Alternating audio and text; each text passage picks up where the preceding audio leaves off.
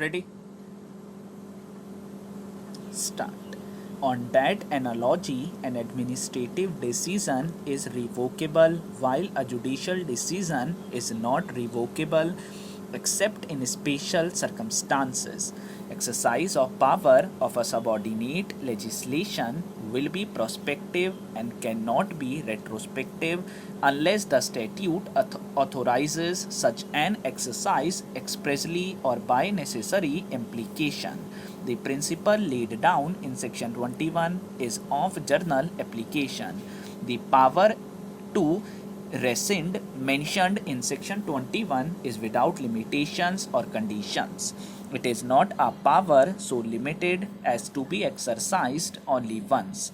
The power can be exercised from time to time having regard to the exigency of time.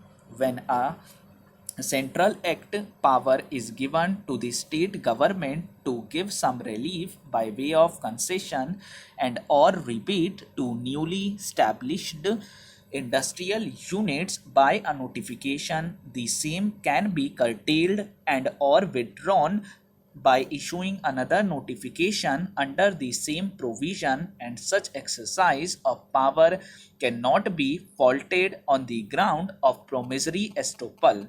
The purpose of the Journal Clauses Act is to place in one single statute different provisions as regards interpretations of words and legal principles which would otherwise have to be specified separately in many different acts and regulations.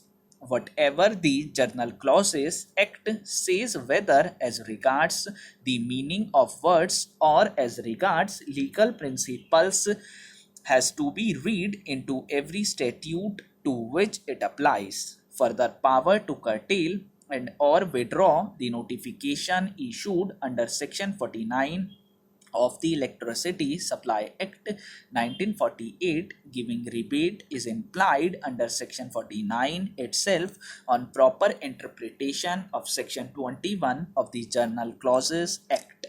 Therefore, power to curtail and or withdraw the notification issued under section 49 of the Electricity Supply Act 1948 granting certain benefits was available to the respondents by virtue of sections 14 and 21 of the Journal Clauses Act. When a power is conferred on an authority to do a particular act, such power can be exercised from time to time and carry with it power to withdraw, modify, amend, or cancel the notifications earlier issued to be exercised in the like manner and subject to like conditions, if any, attached with the exercise of the power.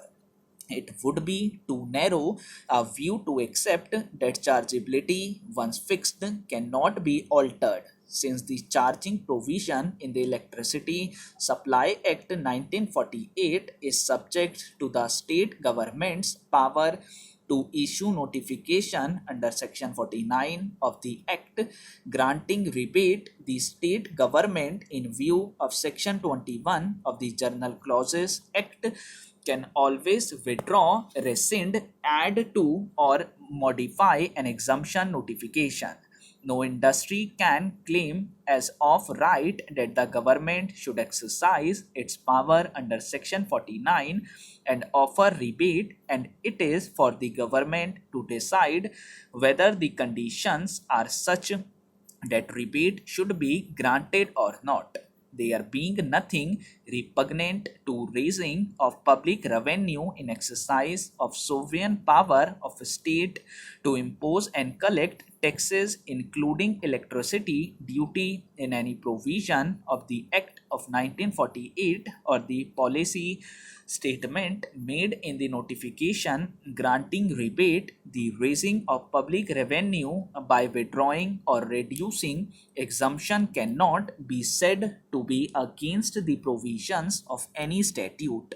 Noticeably, the new industrial units which were being established in the hill areas could not have compelled the government to exercise power under Section 49 of the Act of 1948 in their favor for grant of rebate concession in electricity tariff.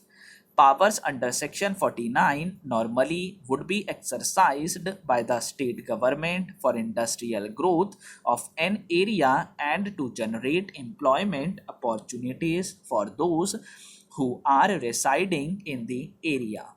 However, on change in the circumstances, the government can always reconsider the matter and can either curtail or withdraw the benefit granted earlier.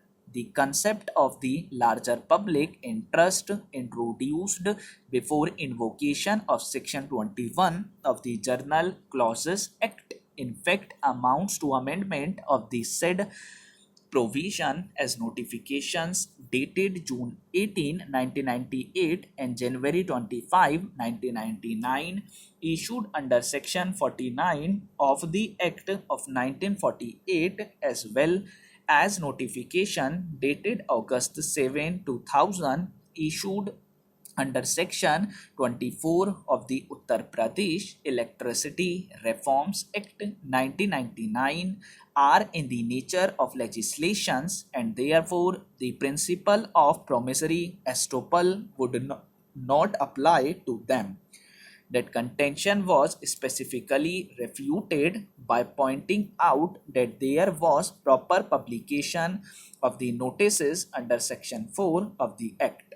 The other objection raised was that the whole acquisition was done with malafide intentions. The acquisition of the land for planned development was not covered under public purpose.